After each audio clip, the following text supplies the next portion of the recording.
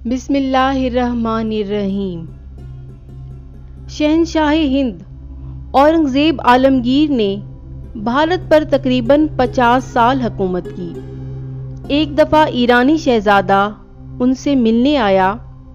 बादशाह ने अपनी ख्वाबगाह के साथ ही शहज़ादे को ठहरने के लिए जगह दे दी। निस्फ शब के बाद बादशाह ने खिदमतगार को आवाज़ दी, हसन।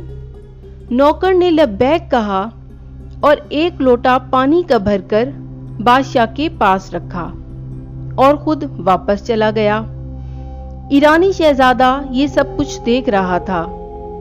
सुबह को शहजादे ने रात के वाक़या की वजाहत चाही।